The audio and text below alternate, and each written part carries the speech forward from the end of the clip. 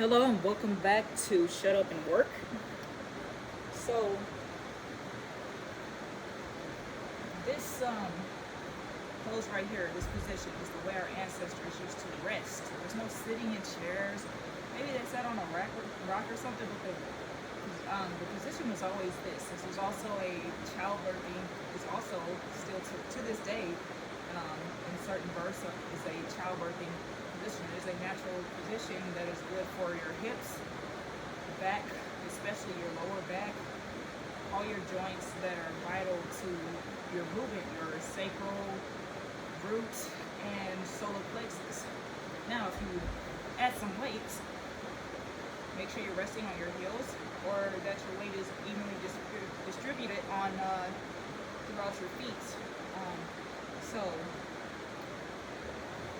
this is a exercise that is very explosive, good for runners, and just as overall a good full body workout. But before I get into that, I'm going to start off with a basic one. So it's just this, standing up and back into rest. Resting back on your heels. Make sure your back is straight so that you can avoid the strain. Do not lean forward, do not lean backwards. And make sure your back is straight from the starting to the finish position. Right? Another one. Once you stand up, you can let the weight hang and do sumo squats. You don't have to necessarily let it hit the floor. It's probably best if you don't for the challenge. Same thing, back straight. Make sure your weight is shifted more towards your heels. If you can lift your toes, you're good. If you are bouncing on your toes, it's probably a good idea to reposition or readjust your weight, shift your weight. So it's this, right? Sumo squats. Probably the easiest ones out of the three I'm showing you. So first, way up, lock your elbows, resting pose. And then the third one is this one. And make sure it's whatever weight you're comfortable with.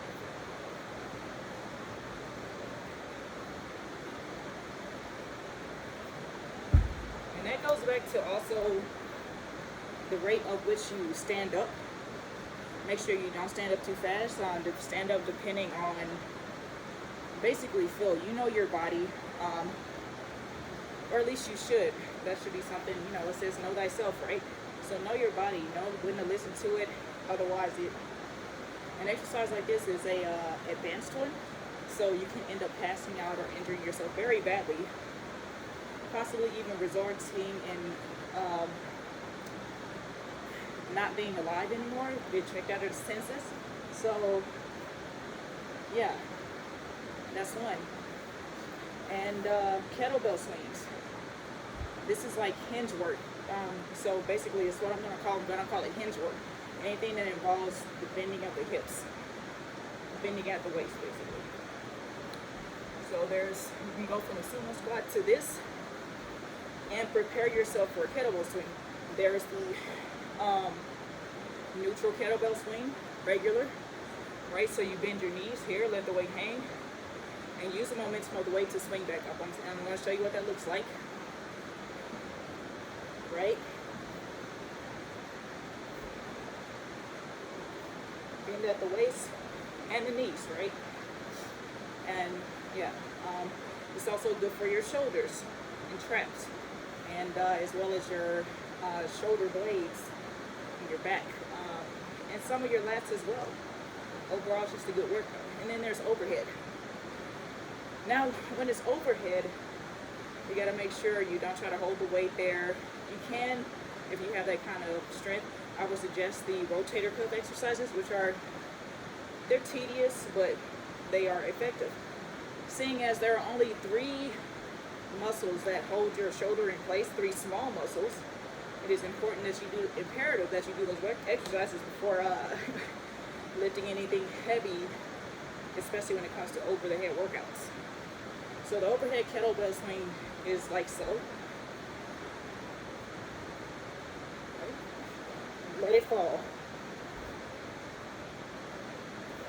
Now, if you are, that person who can hold it up there and just grips not really recommended, but it can have some benefits to some of the more internal muscles that are bigger and stronger and can stabilize your shoulders.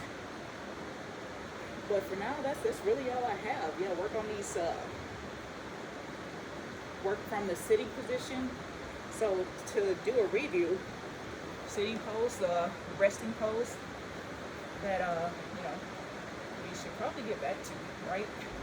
Natural position, add some weight to it, right?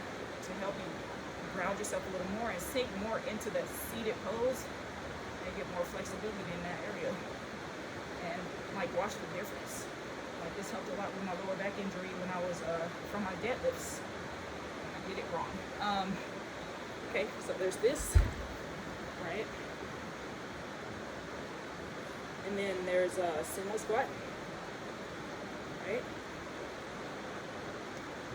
And then there is this. So I don't recommend switching grips like that, but you can if you can, right? Locking shoulders, same pose, up, all right? Back to seated pose. Okay, and there is this one, the hardest one of it up. This one, right? And then there's back to this one. You could do supersets if you want. And you could do sumo squat, kettlebell swing, hinge work, or overhead. And thank you for watching Shut Up and Work. Until the next video, take care.